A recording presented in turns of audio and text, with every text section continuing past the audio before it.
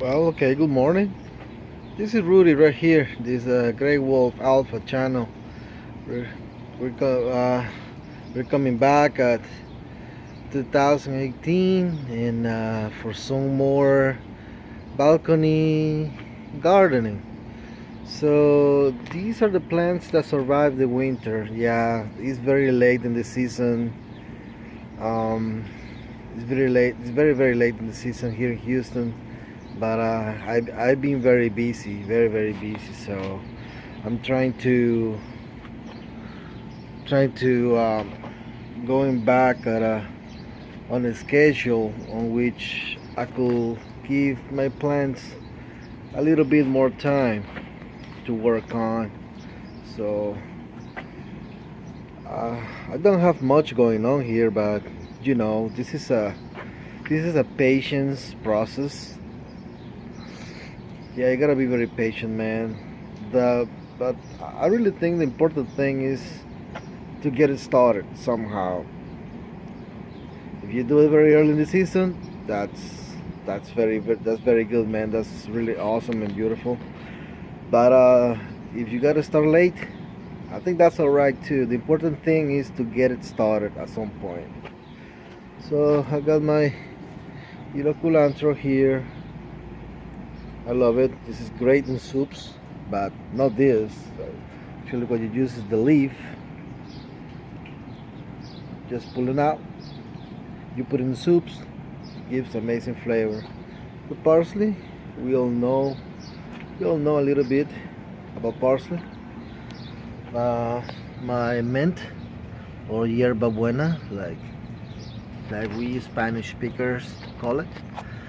This is something that I tried because mulberry season just ended, and I love mulberry. So where I work, there's a lot of mulberry trees all around, and this year it was so good on mulberries. So um, I didn't actually kinda eat them. Uh, I mean, never in my life, but the last winter I gave it a try, like for reals, and man, I love them. Every time I get a chance, I have to go back to those mulberry trees, man, and just and give me a lot of them, man. And I was knocking the mulberries a lot, man, and they are great, very sweet, very sweet. So I was looking for a way because I wanted to grow some mulberry trees from seeds, because it's very hard.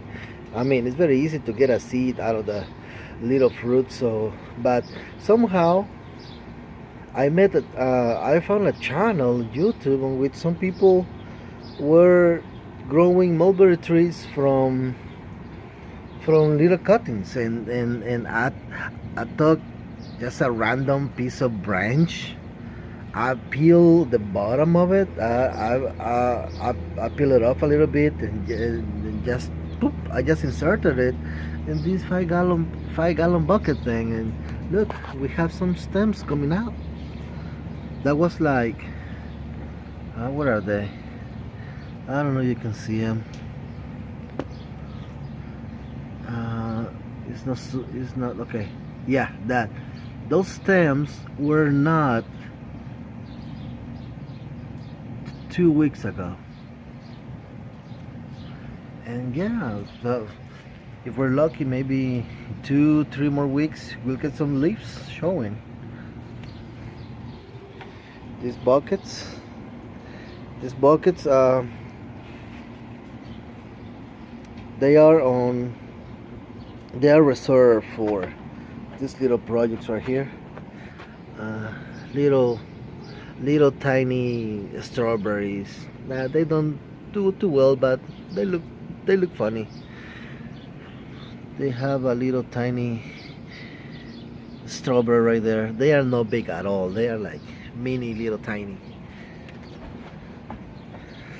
More parsley. Um, um, but I'm particularly, I'm kind of fond of this curly parsley. I like it a lot better than than the usual Italian kind. But this guy has flower. Look, it has a lot of flowers, and I'm hoping to get a lot of seed from this guy.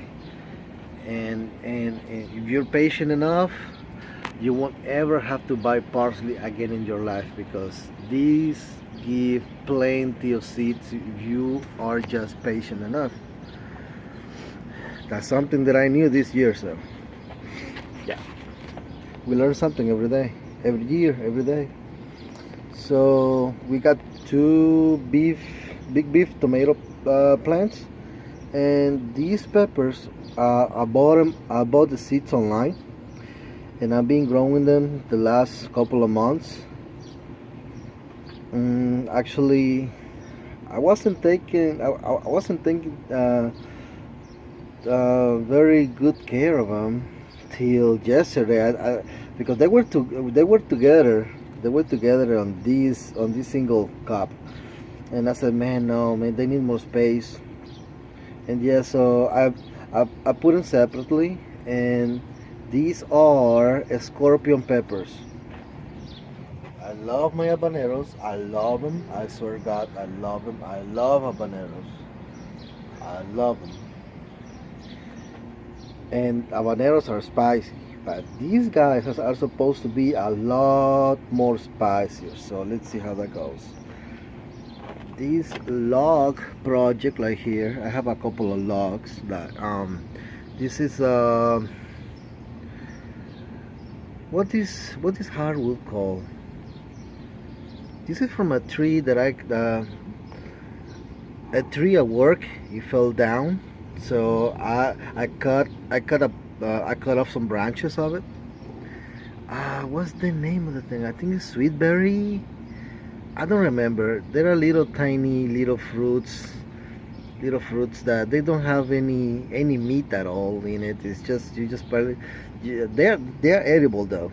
Just cut them off. You put in your mouth. You suck the little bit of sweetness that you get in them, and then you just spit out the seed.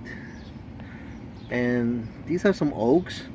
The thing is that we have some shiitake mushrooms here growing, so I'm expecting to see some shiitakes at the end of the year, probably at the end of fall or the beginning of winter. So I drilled some holes in it. I ordered some shiitake spawn plugs. We inserted the plugs all over. There are several plugs on every single log, and we sealed them with beeswax. Yeah, they're pretty well sealed with beeswax, and I just water the logs like every week, every 2 weeks, just giving a lot of water. Like if I were watering some, the plants. Those little pieces of wood, that's just for grilling. I don't grill much though, but I just keep it there. So yeah, hopefully we get some shiitakes too. I love shiitakes. Yeah, those little tiny babies, yeah, we're gonna be giving them away soon, because Mama Patches right here decided to have a family right here in the balcony, and we were not going to just to throw them away, man. No. Okay, so I made them a little space, and they'll be ready to be giving away very soon. They started eating solids already, so yeah, we're gonna find them a new home hopefully soon this week. And I need to arrange the balcony to look a little bit better, but just like I said, gotta get it started at some point. That's the important thing. Even though it's late, you gotta get it started at some point, and that's what's important. Alright guys, I'm gonna give you another update soon, maybe next week. See you.